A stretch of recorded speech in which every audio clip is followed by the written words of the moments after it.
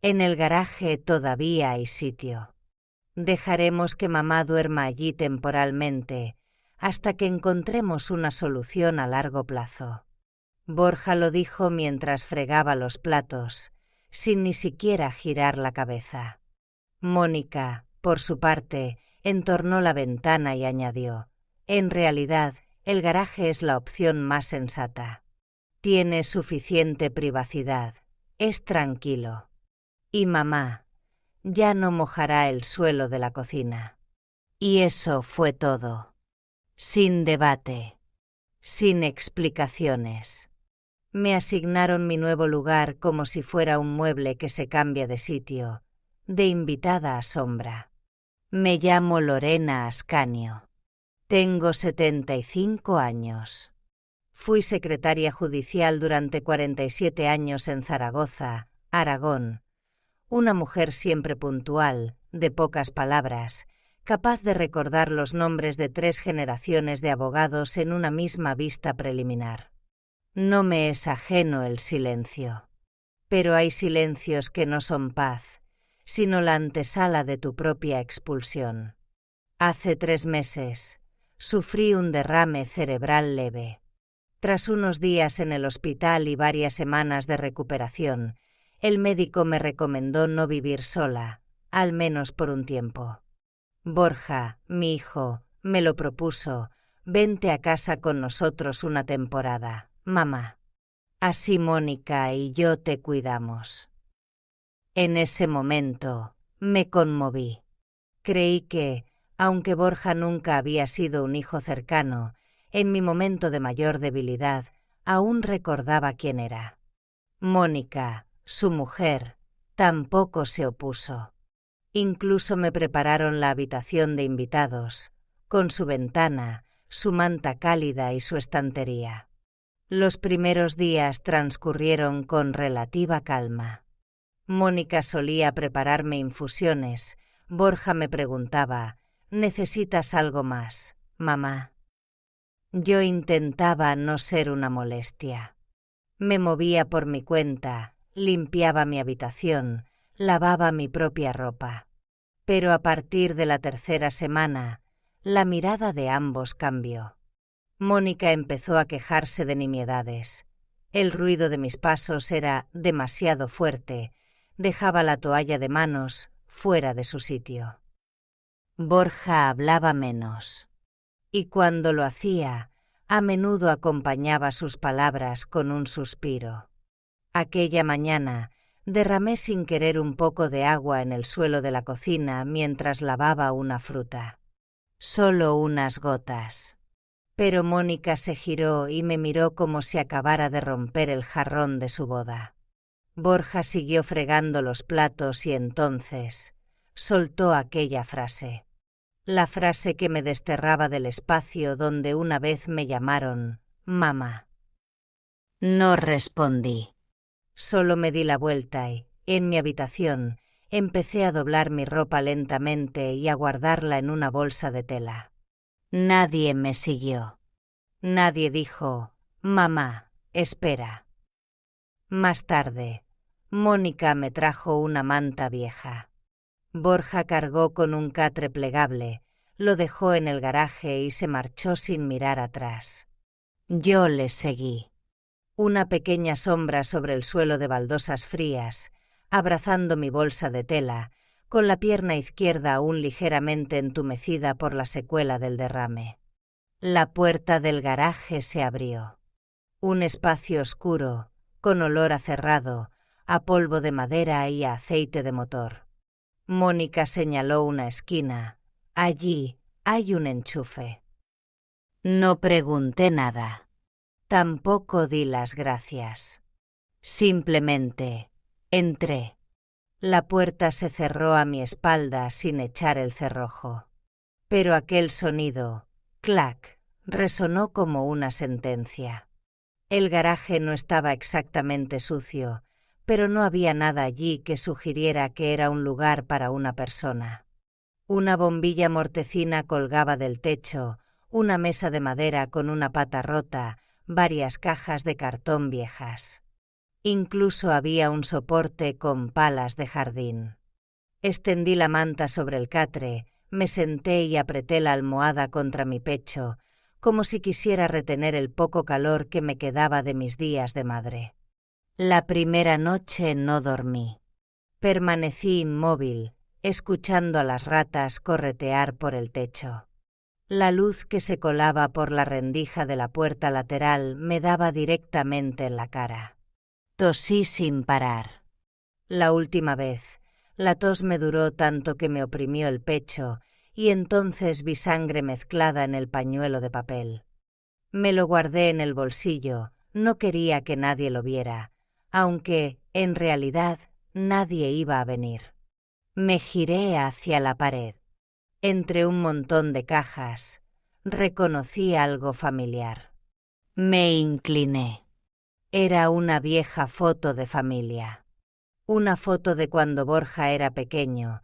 Yo estaba en el centro, con la mano en su hombro y mi marido a mi lado. La foto estaba vuelta hacia la pared. Como yo ahora. La segunda noche en el garaje tampoco pude dormir. No era por la dureza del catre, tampoco por las ratas que roían algo en el techo. Era por el silencio. Un silencio antinatural, como el que precede a una tormenta. Yacía de cara a la pared, encogida bajo la manta, intentando no gemir para no molestar a Borja y Mónica. Pensé que me llevarían de vuelta a casa después de una noche de frío y un poco de sangre en la tos. Pero no. Nadie preguntó. Nadie llamó a la puerta. Ni siquiera un mensaje. Calculo que era casi medianoche cuando oí ruidos. Al principio, solo pasos. Luego, el sonido de agua al servirse. El lavavajillas iniciando un ciclo tardío. Y después, la voz de Mónica.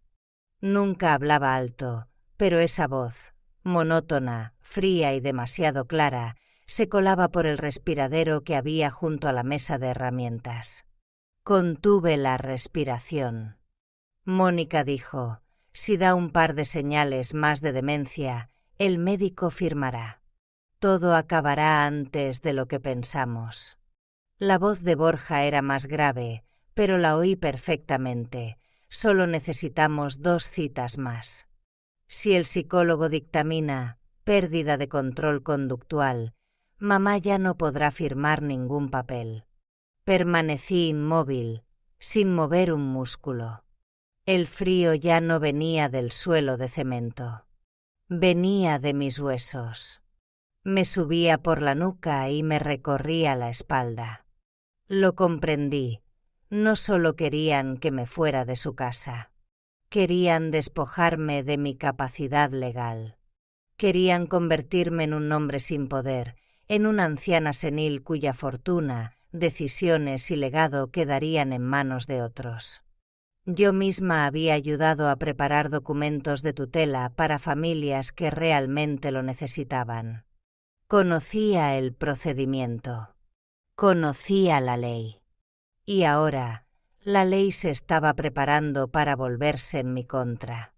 Me incorporé muy despacio, como si el más mínimo ruido pudiera poner fin a aquella reunión secreta que tenía lugar al otro lado. No temblé. No lloré. Solo lo vi todo con una claridad meridiana. Esto no era temporal. Era un plan. Saqué la caja de herramientas de debajo de la estantería. Un recipiente de plástico gris cubierto de polvo. Dentro había algunas cosas que pedí conservar cuando reformaron la casa hacía 5 años. Cinta aislante, un juego de destornilladores, un viejo voltímetro y una tableta antigua, del tipo que usé para supervisar la construcción del garaje. La encendí. Tecleé la contraseña que me sabía de memoria. La pantalla se iluminó, tan lenta como un anciano abriendo los ojos tras un largo sueño. Busqué en la lista de aplicaciones. Había una que no había borrado, Homai.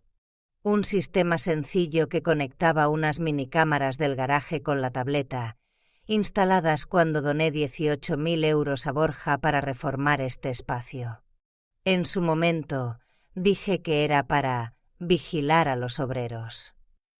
Pero la verdad es que siempre quise saber qué pasaba cuando yo no estaba. Había trabajado en el sistema judicial. Entendía el valor de saber las cosas con antelación y de recordarlas bien. Abrí la aplicación. Aparecieron 3 iconos de cámara. Uno en la esquina cerca de la mesa de carpintería, otro junto al enchufe principal y uno justo encima de la puerta de entrada. No esperaba que tuvieran señal, pero la tenían. Borrosa, con algo de interferencia, pero clara. Avancé rápidamente la grabación de ese momento. El audio no era nítido, pero era suficiente. Mónica estaba de pie junto a la encimera, con una taza de infusión en la mano. Decía con claridad: si se muere aquí, será más discreto que cualquier funeral. Sin cura, sin elegir canciones, sin invitar a nadie. Solo tramitarlo y ya está. Borja no se rió, pero tampoco se opuso. Me quedé quieta, mirando la pantalla. No se me escapó ni una lágrima. No me sorprendió. Solo confirmé. Confirmé lo que había intuido desde la primera noche. Su silencio no era por estar ocupados. Era preparación. Una frialdad calculada. Cerré la tableta, la metí en una pequeña bolsa de tela y cerré la cremallera. Luego, cogí mi viejo cuaderno de notas. La cubierta de cuero estaba descolorida, las esquinas dobladas. Pasé hasta una de las últimas páginas en blanco, tomé el bolígrafo azul que siempre guardaba bajo la almohada y escribí: escuchar. Recordar. Actuar. 1. Planean incapacitarme. 2. Esperan a que pierda la cabeza. 3. Las cámaras siguen funcionando. 4. Mañana por la noche empezaré a grabar. Guardé el cuaderno en una pequeña caja de metal que tenía escondida en la estantería, donde guardaba mis cosas personales.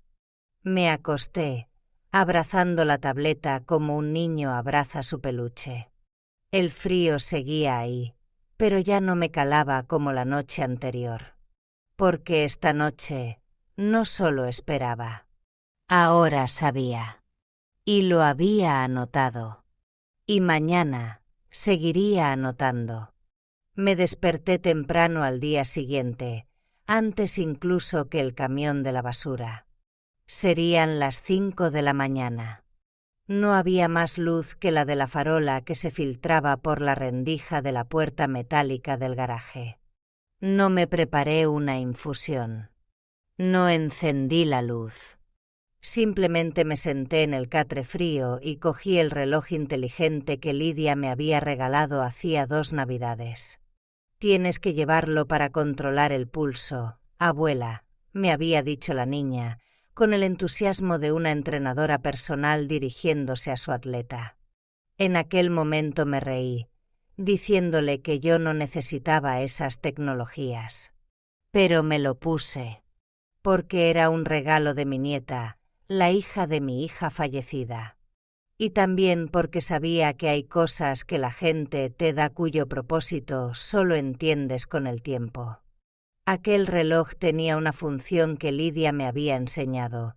Tocando la pantalla 3 veces se activaba el modo de grabación de emergencia. Nunca lo había usado, hasta esa mañana. Salí del garaje por la pequeña puerta lateral, tan silenciosa como una sombra. El viento de principios de marzo me cortaba la cara, pero me quedé quieta, fingiendo que revisaba una tubería junto a la casa. Oí la risa de Borja en la cocina. Su voz llegaba nítida a través de la ventana entreabierta. No me creo que haya aguantado 2 noches ahí dentro, dijo Borja. ¿Con el frío que hace y no le da por morirse? Alguien se rió con él. Una voz masculina, parecía un amigo de Borja. Luego se oyó a Mónica. Sería más fácil de gestionar si tu madre se muriera en el catre que si sigue viva y terca. Miré mi reloj. Sin decir una palabra. Lo toqué 3 veces. Una pequeña luz roja parpadeó. La grabación había comenzado. Me quedé inmóvil como una estatua, sin un solo temblor. Se me secaron las manos. Mis emociones, también. Menos de 5 minutos después, volví al garaje, me senté en el catre y encendí la tableta. Abrí de nuevo la cámara de la cocina. La escena de Borja riendo, de Mónica negando con la cabeza como si estuvieran hablando de limpiar la nevera y no de su suegra. Guardé el archivo de audio. Le puse nombre 03-marzo-mañana-cocina Bab. Necesitaba que alguien escuchara esto. No los vecinos. No la iglesia. Alguien que pudiera convertir una grabación en una declaración oficial.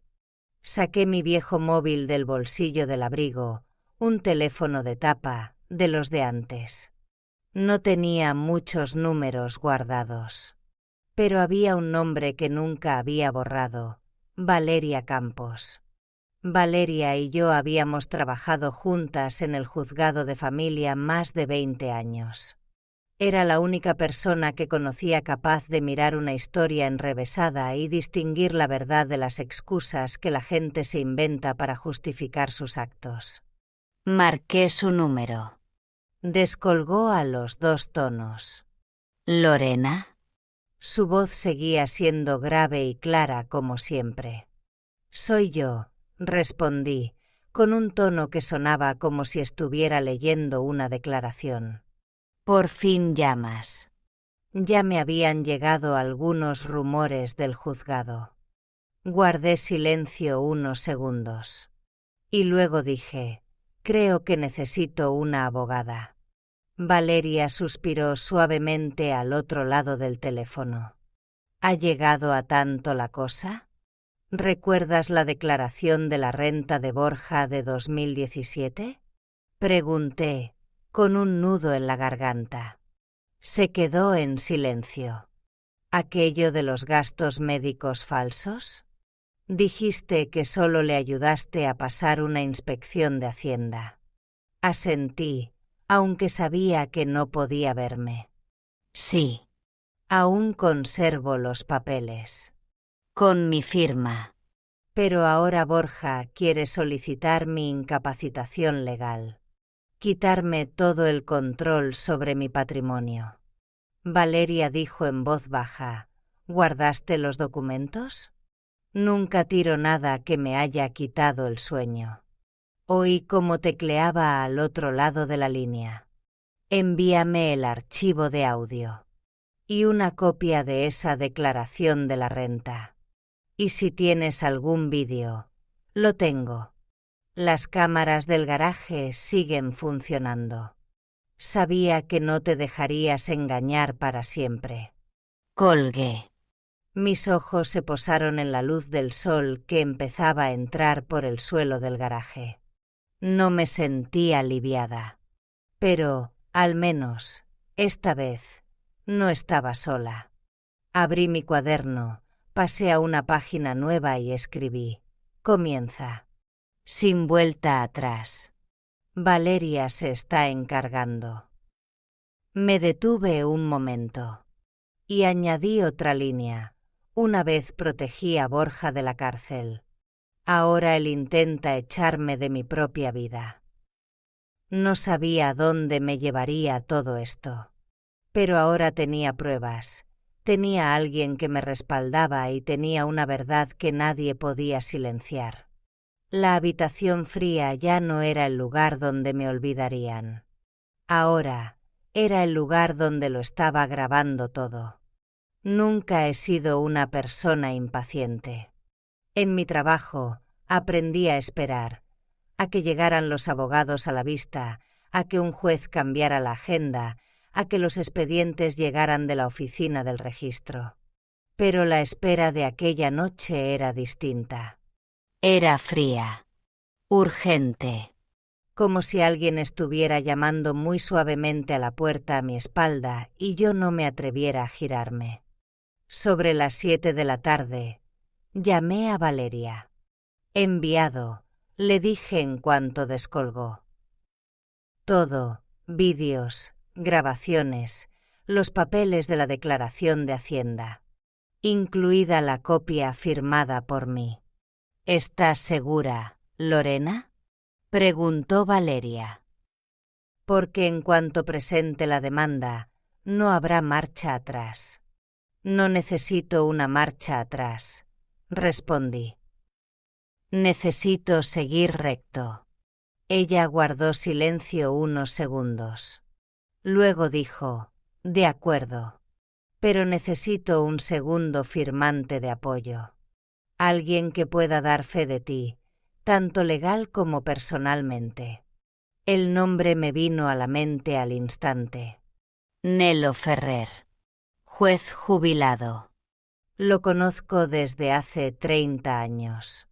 ¿Sigue vivo?, preguntó Valeria, medio en broma. La semana pasada le vi subir una foto de su huerto a Facebook. Valeria soltó una pequeña risa. Pues llámale. Colgué. Cogí mi viejo móvil de tapa. En la agenda aún tenía el número de Nelo, guardado como Juez F. Marqué. Lorena Ascanio, respondió él tras el primer tono. Su voz era tan cálida como el día en que yo le llevaba el café cada mañana en el juzgado. ¿Aún recuerda mi voz?, pregunté, algo sorprendida. Nadie olvida a la persona que le recordó no confundir los nombres de los demandados en 2 divorcios simultáneos, dijo, y luego suavizó el tono. Dime, ¿qué te trae a llamarme a estas horas? No hablé de inmediato. Pensé, no hace falta contarlo todo, solo lo justo. Mi hijo está intentando solicitar mi tutela, dije. Tengo pruebas, y necesito a alguien que entienda la ley y que me conozca, para que confirme que estoy en plenas facultades. No hizo más preguntas. Solo dijo, envíamelo todo. Esta misma noche. Daré fe de tu honor.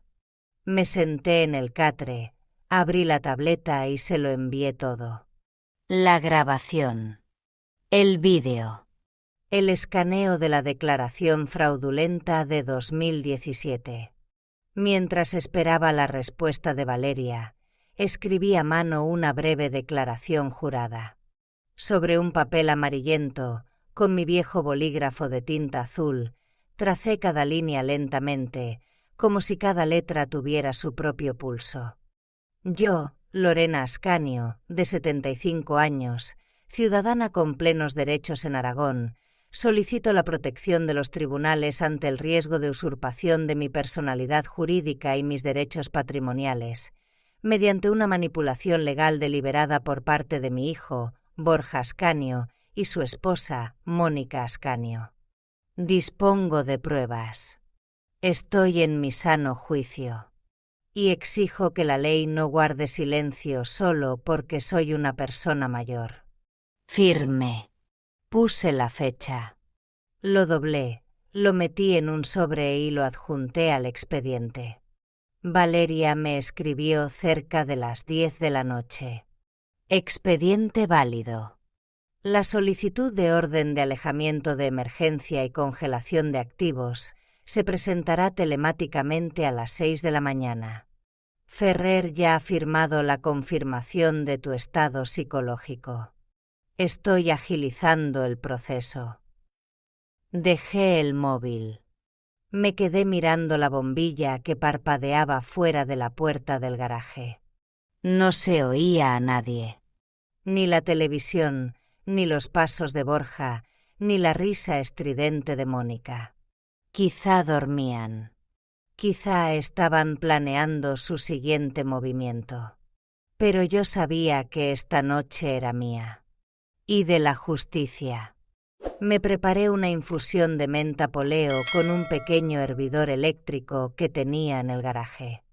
Dejé la taza sobre la vieja mesa de madera y me senté con la espalda recta. En mi muñeca, el pequeño punto rojo del reloj seguía encendido. El modo de grabación no se había apagado desde la mañana. Era como un recordatorio. Sigo aquí. Sigo grabando. No he desaparecido. Esa noche no dormí. Abrí mi cuaderno y releí las líneas que había escrito el día anterior. Añadí un punto más. 5. Llamadas hechas. Ferrer confirma. 6. Valeria presenta la demanda. 7. En 12 horas. Sabré si mi nombre sigue figurando en mis bienes o si solo soy una testigo de mi propia vida. Recordé cuando Borja tenía 35 años, el año en que invirtió torpemente en una empresa de marketing online de dudosa reputación. Acumuló una deuda de 90.000 euros. Mónica estaba desesperada. Yo vendí la casa que mi marido y yo habíamos comprado en 1981 para saldar su deuda. No me arrepentí entonces.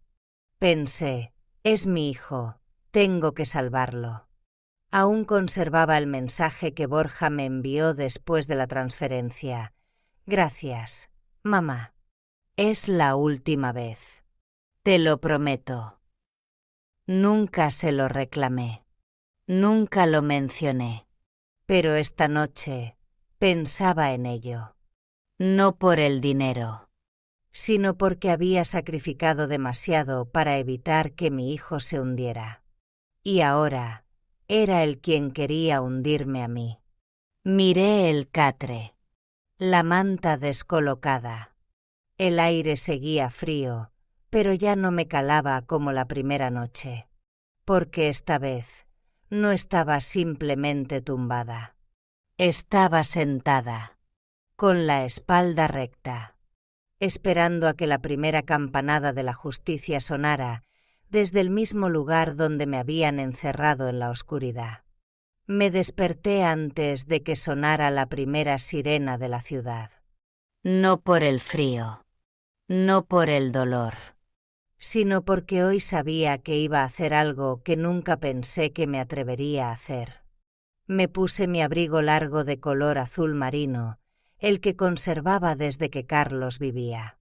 Me peiné y me puse un poco de pintalabios color teja, el que Lidia una vez me dijo que me hacía parecer una profesora de literatura. Me senté al borde del catre, me abroché el último botón del abrigo y respiré hondo. En mi mano, el sobre de color manila. Dentro, lo único que en este país puede obligar a alguien a enfrentar las consecuencias, una notificación judicial. Abrí la puerta lateral que conectaba el garaje con la cocina. No estaba cerrada con llave. Mónica estaba junto al fregadero, en pijama, con el pelo recogido en un moño alto, a punto de servirse un café. Al oír la puerta, se giró y frunció el ceño.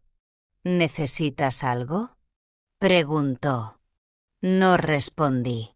Simplemente entré, con calma, con serenidad, como solía entrar en la sala de vistas antes de que nadie hubiera abierto sus expedientes.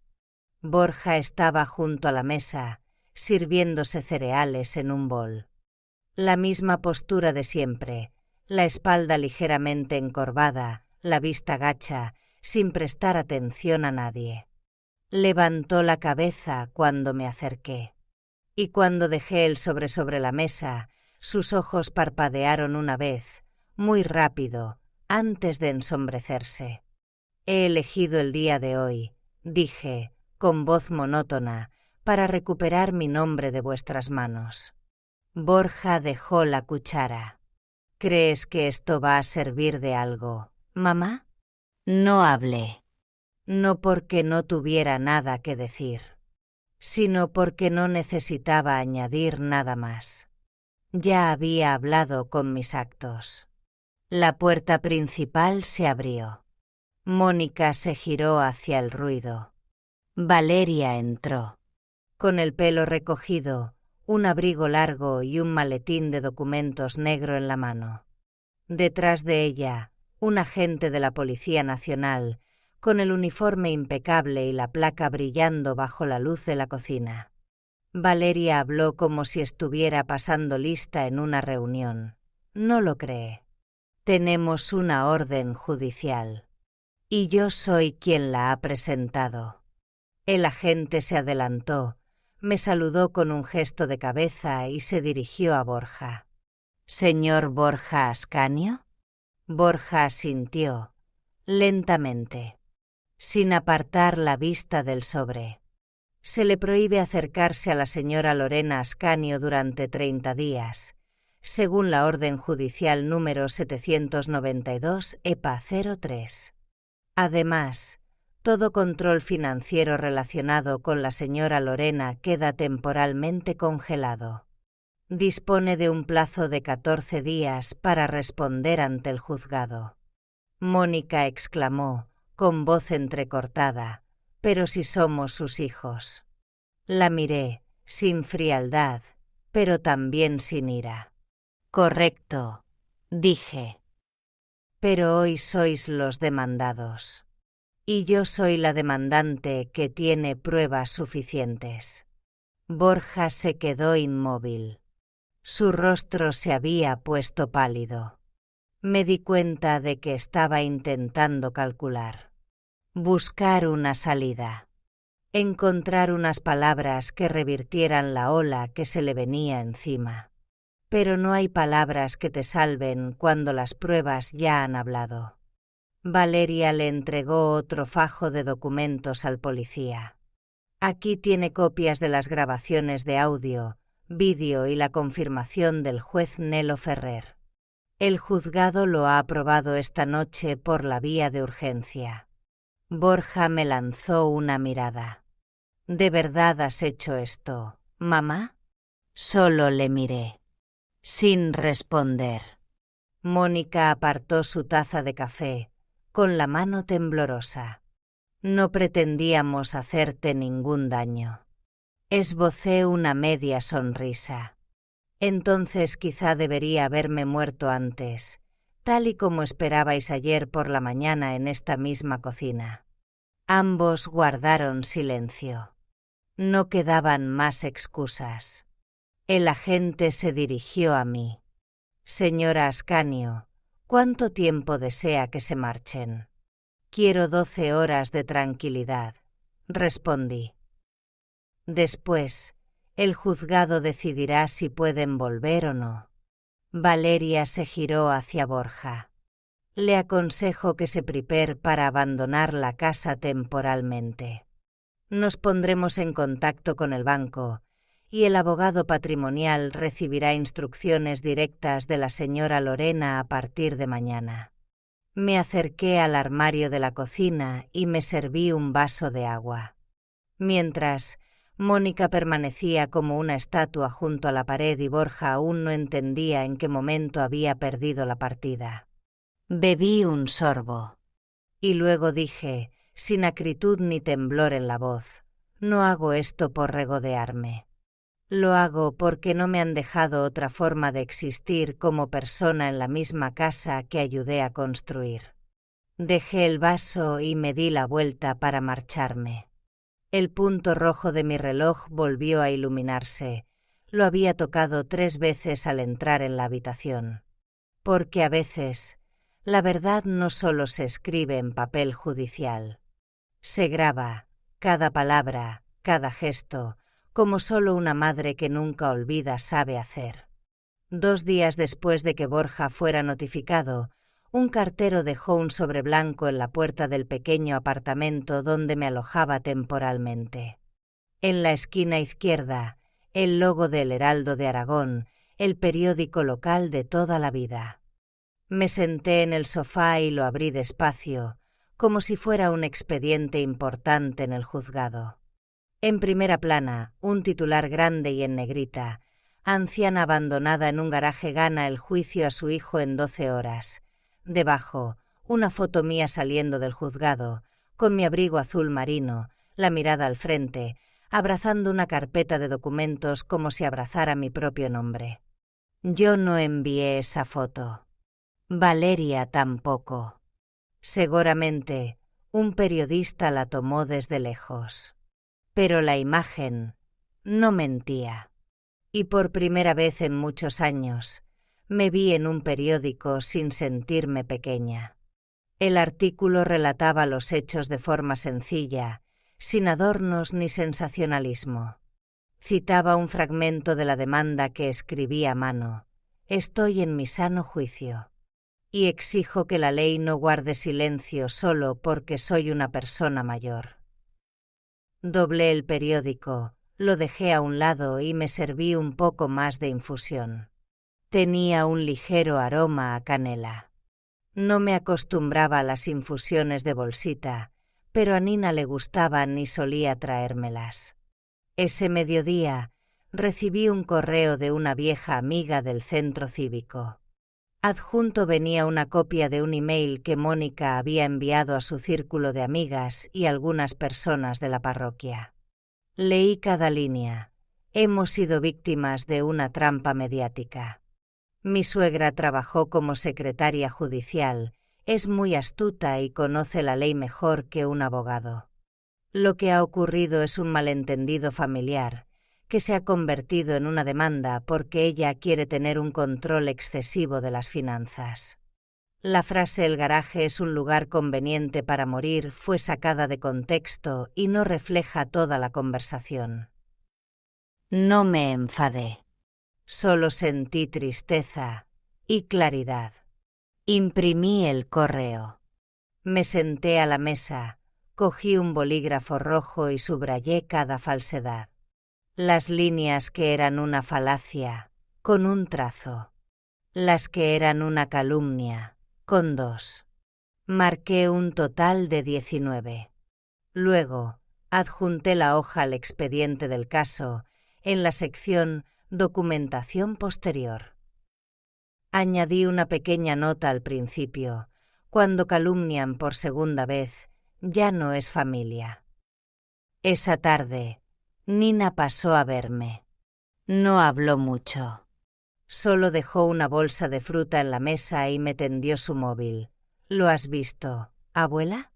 El grupo de Facebook de la parroquia está que arde. Me ajusté las gafas y leí los comentarios más destacados. Y esta gente todavía se atreve a dar lecciones sobre cuidar a nuestros mayores. Meter a tu madre en un garaje y llamarlo ayuda. Yo apreciaba a Borja. Ahora solo siento decepción. Había un comentario debajo de una de las publicaciones compartidas. La justicia no siempre necesita un micrófono. Pero cuando habla, deja a la gente sin palabras. Miré a Nina. Estaba lavando unas manzanas, con el rostro ladeado y el pelo recogido. A veces, al mirarla, veía un destello de su madre, mi hija, la que una vez me dijo: «Mamá, tú eres de las que hacen las cosas sin que nadie se entere». Sonreí levemente.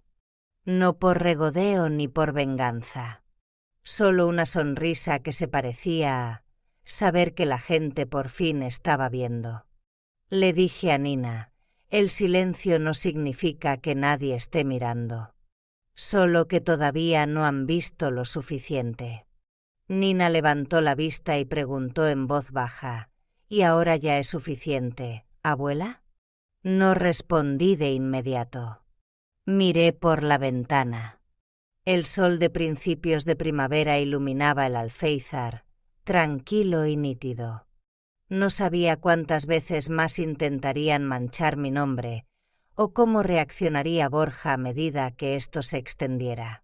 Pero sabía una cosa: ya no era la persona escondida tras una pared fría. Ya no era la madre acurrucada junto a un montón de cajas. Ahora era la persona a la que estaban viendo y a la que estaban creyendo. Nunca pensé que las cosas llegarían tan lejos. Solo quería vivir en paz, que me llamaran por el nombre que he llevado durante 75 años. No quería hundir a nadie. Pero la justicia tiene sus propios caminos. No hace ruido, pero cuando empieza a andar, no se detiene. Una semana después de la orden de alejamiento de Borja y de que el correo de Mónica saliera a la luz, recibí una llamada de Valeria por la tarde. Su voz ese día no era tensa ni apremiante, solo grave y muy clara. ¿Has visto las noticias?, preguntó Valeria. Negué con la cabeza, aunque no pudiera verme. No veo muchas noticias. Estoy cansada de todo eso. Entonces te lo digo directamente. Hizo una pausa. Servicios Sociales ha abierto una investigación de urgencia sobre la capacidad parental de Mónica. Me quedé en silencio. En mi cabeza resonó la frase de Mónica de hacía años. Cuidaremos de ti, mamá. Aquí estarás segura. Valeria continuó. Recibieron una denuncia anónima. Adjuntaron la grabación de la frase que Mónica dijo en la cocina. El garaje es un lugar conveniente para morir. Asentí levemente. Recordaba ese fragmento. Hemos rastreado el origen del envío, dijo Valeria. Fue la antigua empleada del hogar de Mónica. La despidió por traerle el café a la temperatura equivocada. Ella recordaba cómo Mónica solía decir que eras una carga. Y cuando tu caso salió en la prensa, presentó la denuncia. Apoyé la mano sobre la mesa. La madera estaba tibia por el sol del atardecer que entraba por la ventana. La palma de mi mano no temblaba, pero se quedó fría. ¿Dónde está Marta ahora?, pregunté en voz baja. Los servicios sociales han dispuesto que viva temporalmente con su tía materna, la hermana de Mónica, en Pamplona. Es temporal, pero al menos la han sacado de ese entorno tóxico. Sentí una punzada de dolor en el pecho, no de satisfacción, sino de pena. Aquella niña solo tenía 12 años. No tenía la culpa, pero había oído, había visto y, probablemente, había entendido mucho más de lo que los adultos pensaban. Esa noche, Nina llegó tarde de su turno. Mientras se lavaba las manos, me dijo, ¿sabes que Borja ha ido hoy a la iglesia a buscar al párroco? La miré, sin decir nada. Quería dar su versión. Quería que la iglesia intercediera por él, contó Nina. Pero el señor Eduardo, el que estaba con él en el consejo parroquial, se lo dijo bien claro. Hemos leído el expediente. Lorena forma parte de esta comunidad. Borja ya no. Dejé mi taza de infusión. Dije en voz baja, no necesito que se arrodillen. Solo necesito que no tengan donde apoyarse cuando me pisotean. Nina me miró un buen rato y luego asintió. Lo entendía. No porque tuviera mi experiencia, sino porque tenía un corazón que no le rehuía la verdad. A la mañana siguiente, Valeria volvió a llamar. No tendrás que ir al juzgado. Pero Mónica ha montado un escándalo en el pasillo. Gritaba, me han quitado a mi hija por culpa de una vieja que se inventa historias. Me quedé en silencio. Recordé que Marta me había hecho un dibujo una vez. Con rotuladores de colores, me había pintado sentada, leyendo un libro, mientras ella estaba tumbada a mi lado. Había escrito con letra inclinada, la abuela es la que nunca habla alto, pero siempre me escucha mejor que nadie. No sé si la niña conservará ese dibujo, pero yo sí lo guardaba, en mi cuaderno, entre los documentos legales, justo debajo de mis apuntes. No tenía intención de luchar por la custodia de Marta, ni de traerla conmigo. No hice esto para arrebatarle a nadie de las manos de nadie. Simplemente no podía aceptar que le enseñaran a una niña que la muerte silenciosa es lo que debe esperarse de una persona mayor. Yo había guardado silencio. Había sido paciente. Pero el precio de esa paciencia fue que casi desaparecí de mi propia vida.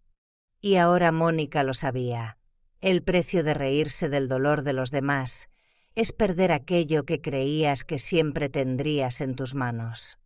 El apartamento que Nina me encontró en Calatayud no era grande, pero todo en él encajaba a la perfección, como si estuviera hecho a medida para alguien que había pasado demasiados años intentando encogerse en la esquina de la cocina de otros. Estaba en el segundo piso de un edificio antiguo pero sólido. El balcón daba al sur, y el sol siempre calentaba por las mañanas. El suelo de madera crujía un poco al caminar, pero ese sonido me gustaba. Me recordaba que pisaba algo real, no una alfombra mullida y falsa. Había un sillón de tela gris junto a la ventana. Un pequeño calefactor eléctrico a sus pies no calentaba demasiado, pero lo suficiente para no tener que encogerme. Cada tarde me sentaba allí, con mi taza de infusión, escuchando el ruido del tráfico en la calle. Era tranquilo, pero no solitario. El primer día que me mudé, Nina me ayudó con 2 maletas y una caja de cartón vieja. Mientras yo ordenaba un cajón, ella colocó una foto en la estantería, la de mi hija, la madre de Nina. Estaba con un vestido de flores de los años 90, abrazando a una Lidia que entonces tendría 3 años. Nina puso junto a la foto un ramo de flores silvestres. No dijo nada, solo ajustó el marco y se dio la vuelta. Esa noche, mientras abría la maleta buscando un pijama, encontré un trocito de papel doblado entre 2 pañuelos viejos. Doblado en 4. Papel de cuadrícula, del que usan los niños para escribir. Lo abrí. La letra era esmerada, aunque algo temblorosa. Lo siento. Te quiero, abuela. Debajo firmaba Marta. Me senté en la cama, con el papel temblando ligeramente en mi mano. Recordé la segunda noche en el garaje, cuando oí un leve rasguño fuera de la puerta. Pensé que era un gato, pero a la mañana siguiente no vi nada más que unas pequeñas huellas en el cemento húmedo. Ahora lo entendía. Era Marta. Ella lo sabía. Aunque solo fuera una niña, sabía que lo que estaba pasando no estaba bien. Y me había dejado una disculpa de la única forma que pudo. No lloré en ese momento. Doblé el papel y lo guardé en la caja de metal donde conservaba mis cosas más importantes. La copia de la demanda, las grabaciones, la foto de mi marido y ahora las palabras de Marta. Empecé a escribir. Cada noche, después de que Nina se fuera, sacaba la vieja máquina de escribir de Carlos. Él la había usado para redactar su solicitud de plaza como maestro y luego las cartas de amor que me escribió en 1968. La máquina repiqueteaba con cada tecla que pulsaba, como si marcara el ritmo para que los recuerdos volvieran. No escribía para publicar un libro. Escribía para recordar, para remendar los huecos que había intentado llenar con silencio durante toda una vida. Algunas noches, Nina se sentaba en el sillón de enfrente, leyendo. A veces no leía, solo se cortaba las uñas o miraba el móvil. Pero siempre en silencio, sin interrumpir la historia que yo estaba escribiendo. Sin preguntar, sin aconsejar. Apreciaba eso. No todo el mundo sabe cómo estar en silencio junto a una persona mayor sin hacerla sentir como una carga. Una noche, mientras limpiaba la máquina de escribir, Nina se acercó y dejó un ramo de flores frescas junto al marco de la foto, como siempre. Le pregunté por qué elegía siempre flores silvestres y no las del mercado. Ella sonrió. A mi madre le gustaban las flores silvestres. Tú también lo decías. Hizo una pausa y añadió, en voz baja, como si aún dudara si debía decirlo. Mónica me dijo una vez: «Te pareces a tu madre, no sabéis cuándo parar». Me giré para mirarla. La luz del calefactor reflejaba un brillo dorado en su mejilla. No lloraba, pero vi que tenía los ojos húmedos. Me levanté, me acerqué y la abracé. Por primera vez en muchos meses, abracé a alguien de verdad, no por obligación, sino porque mi corazón lo necesitaba. Y en ese instante rompí a llorar. No de tristeza, no de arrepentimiento, sino porque, por primera vez, sentí que alguien me tocaba de una forma que sanaba. Pensé que todo debería terminar ahí. Después del juicio, del pequeño apartamento, de que Marta estuviera a salvo y Mónica hubiera perdido su voz, creí que era suficiente. Tenía mi sillón junto a la ventana, mi infusión matutina, a Nina y los ramos de flores silvestres junto a la foto de mi hija. Era suficiente, al menos para mí. Pero entonces, 3 semanas después, me llamaron del programa Voces Olvidadas. Una mujer llamada Diana, de voz joven y clara, se presentó como productora. «Queremos contar su historia», dijo. No como un caso judicial, sino como una llamada de atención para otras personas que guardan silencio. Respondí de forma breve y educada. Creo que ya he dicho todo lo que tenía que decir. Diana no insistió. Solo me dejó su correo electrónico y un mensaje: si cambia de opinión, llámenos. Hay gente durmiendo en garajes ahora mismo que aún no sabe que tiene derecho a alzar la voz. Colgué. Esa noche se lo conté a Nina mientras fregábamos los platos. Tiene razón, dijo Nina, sin apartar la vista del plato que estaba secando. No lo cuentas por ti. Lo cuentas por los que aún no se atreven a hablar. Me quedé sentada, con el paño de cocina en la mano, olvidando secar. Un rato después, asentí. En silencio. No por un deseo de fama, sino porque entendí que hay historias que, si no las cuentas tú, las contarán mal. O peor aún, las olvidarán.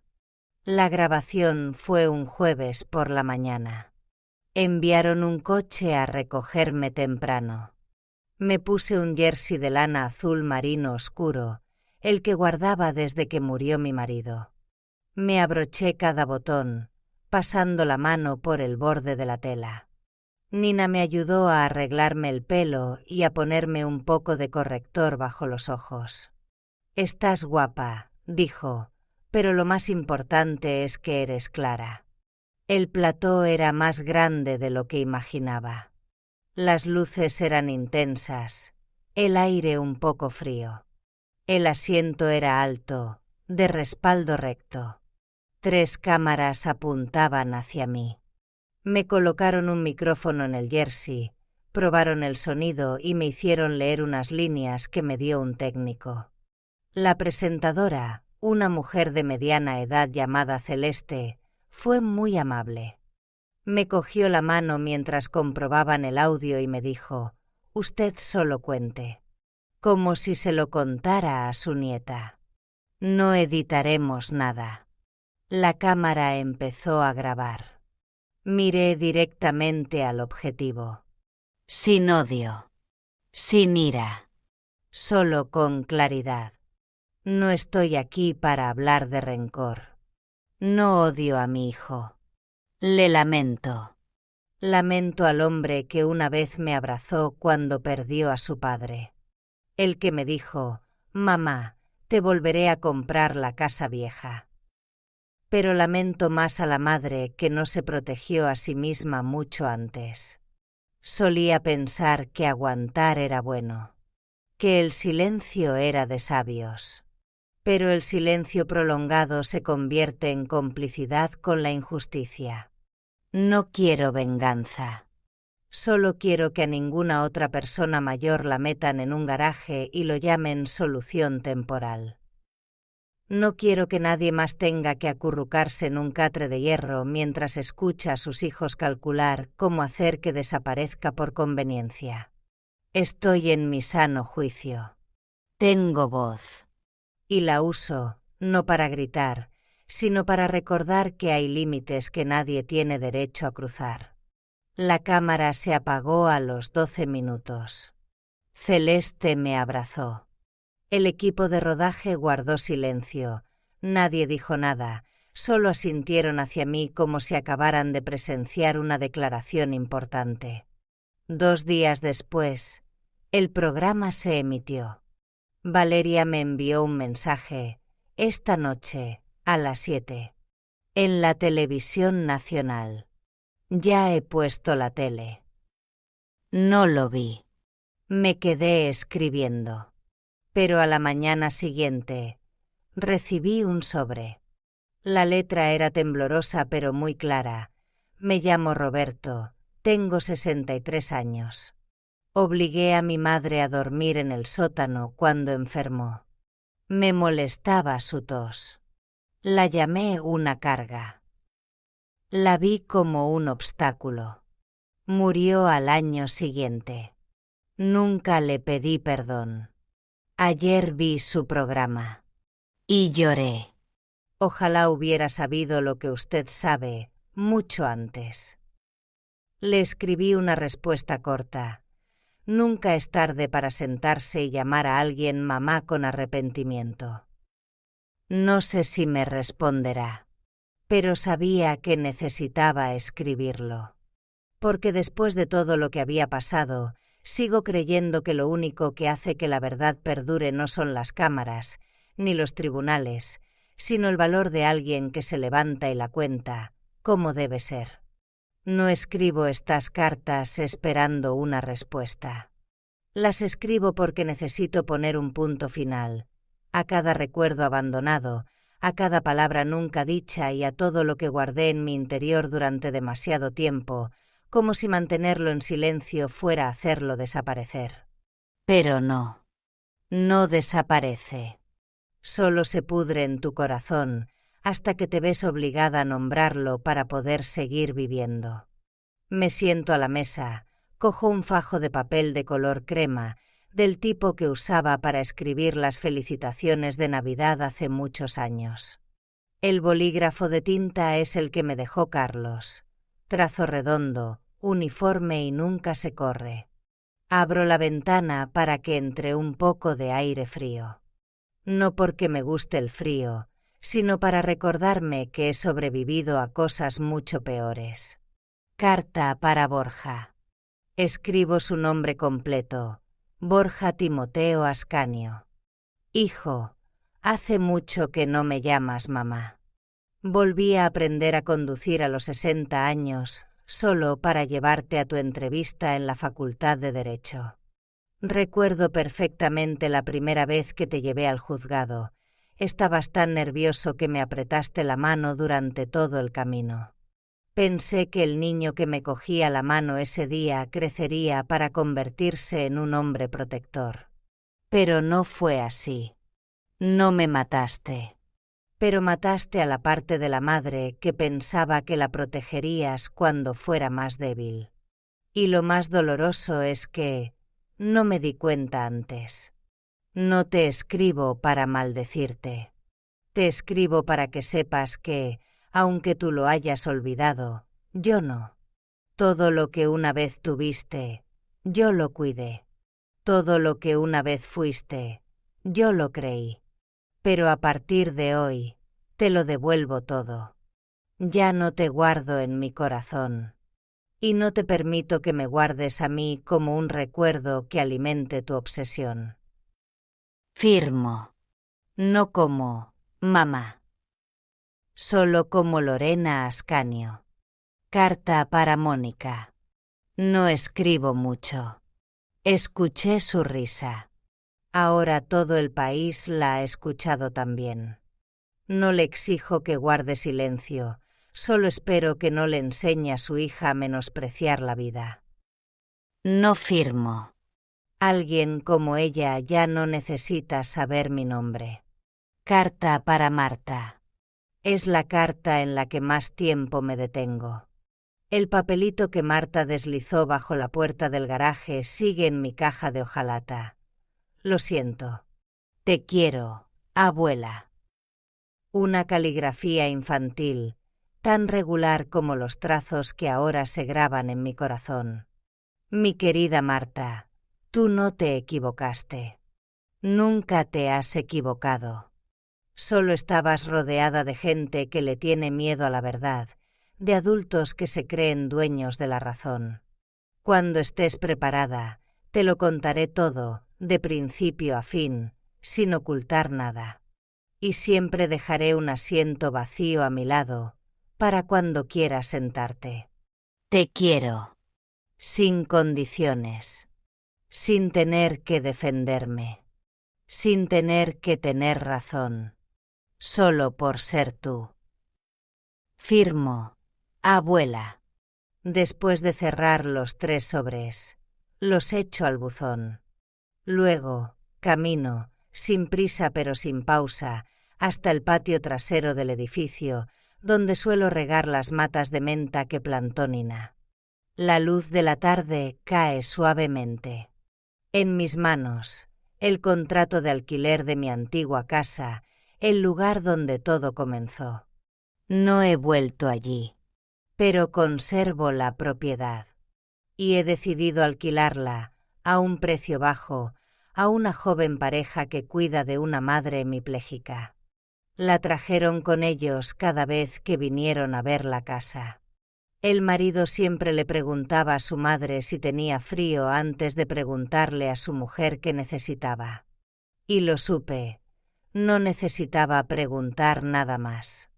A finales de esa primavera, fundé la organización Justicia en Silencio. No tenemos una gran oficina. Solo somos unos cuantos abogados jubilados, un grupo de enfermeras y trabajadores sociales. Pero tenemos una línea de atención telefónica, gente de guardia por la noche y un protocolo para gestionar rápidamente casos de abuso a personas mayores en su propio entorno familiar. No gritamos. No damos discursos grandilocuentes. Solo guardamos expedientes y recordamos el nombre de cada persona. Grabaron un vídeo de presentación para la página web de la fundación. Solo una cámara, una luz de fondo y yo, sentada ante una mesa de madera, con las manos sobre una carpeta. Miré directamente al objetivo. Una vez me metieron en un garaje. Ahora pongo mi huella en los expedientes de quienes fueron relegados a un segundo plano. La justicia no necesita gritos. A veces, solo necesita que alguien recuerde y deje de guardar silencio. No sé cuántos años me quedan, pero si alguien me preguntara qué me ha mantenido viva hasta ahora, respondería: no el odio, no el dinero, no la venganza, sino la oportunidad de reescribir mi nombre en mi propia vida, con la verdad. Si sigues aquí sentado, escuchando hasta estas últimas frases, quizá tú también has entendido el frío del silencio. No el frío del tiempo, sino el de una mirada que cambia, un sitio en la mesa que se desplaza, una comida en la que nadie te pregunta si te has quedado con hambre. El frío que sientes cuando tus seres queridos dejan de llamarte por tu nombre y pasan a decir ella. No cuento esta historia para avergonzar a nadie, tampoco para que me aplaudan. La cuento, para que las mujeres como yo, las que hemos apretado los dientes, las que hemos sido empujadas al rincón más oscuro de la casa que nosotras mismas levantamos, sepan que no somos invisibles. Recordamos. Sabemos. Y cuando alzamos la voz, no es una rebelión. Es un regreso a casa. Si guardas en tu corazón una historia que nadie conoce, si alguna vez te han menospreciado, si te han arrinconado las mismas personas a las que criaste, cuéntala. No hace falta que lo hagas a gritos. Solo que la cuentes bien. Porque una mujer que dice su propia verdad ya está cometiendo el acto más valiente de todos. Sigo viviendo una vida sencilla, pero cada día que vivo ahora es un día en el que me elijo a mí primero. ¿Te queda algo por decir? Si esta historia te ha recordado algo que guardabas dentro, deja un mensaje en los comentarios. No para que yo lo lea, sino para que sepas que no estás sola, que estamos escribiendo juntas un capítulo diferente. Un capítulo sin silencio.